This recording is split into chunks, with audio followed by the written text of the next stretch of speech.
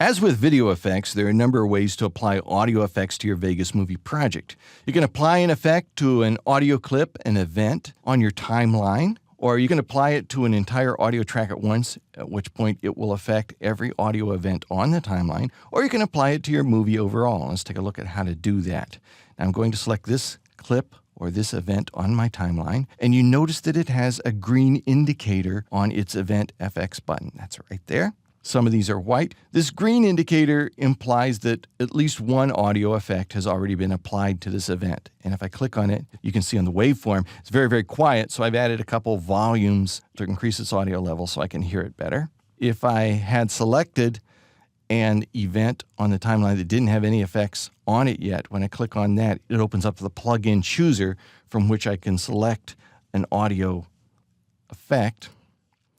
But even if I select one that already has an effect applied to it, I can go into the chooser by clicking on the option for the plugin chain. Now the chain is along the top of the Audio Event FX panel. Can you see it? It's got volume and volume listed there. Now we're going to add to that chain. So when I click on this, I go into my option panel, my plugin chooser for selecting one of my audio effects. And I'm going to select the reverb effect because it's an easy one to hear. Reverb is the echo chamber, right? And before I click OK, I'm going to click Add. And if I look in the upper left-hand corner of this panel, you can see now reverberation. Reverb has been added to my chain. It's been added to my audio effects chain. So we'll click OK.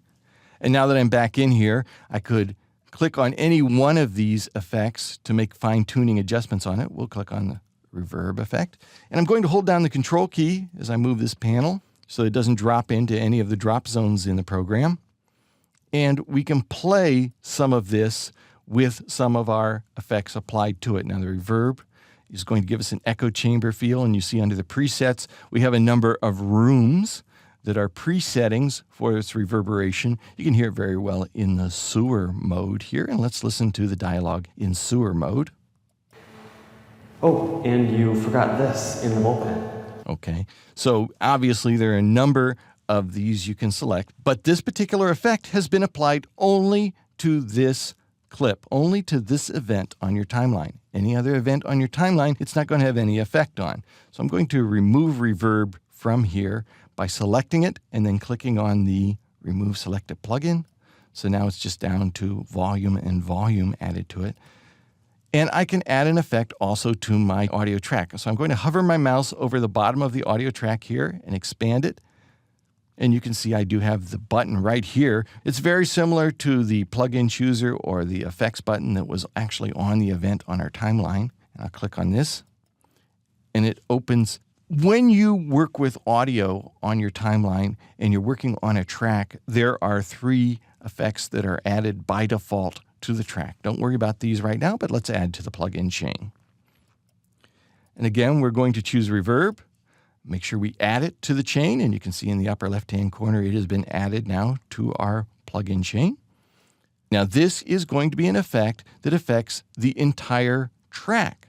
So in other words, every audio that is on this track is going to sound like it was recorded in a sewer. And so if I play this event, contract you asked for, and I grabbed you a coffee. I get that. I'm going to solo the track by clicking on this little exclamation point. That's going to let me hear this track without any other track playing. And you can see even at the beginning, when I play it by pressing the L button and then K to pause. Complicated process, but I assure you I'm doing that.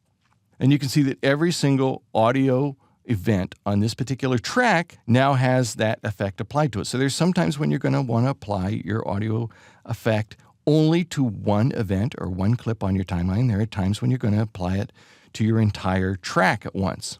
Let's remove it from there. So I'll again open up the audio track effects option panel. I'll select reverb and I'll select the option to remove it.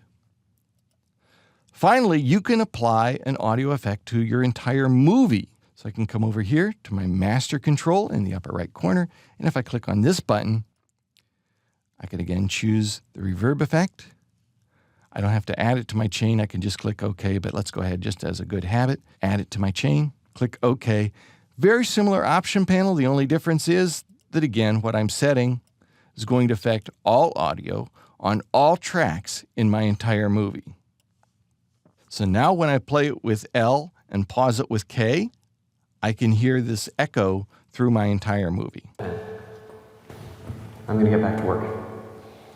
As with video effects, most often you're going to be applying any audio effects to the individual events on your timeline.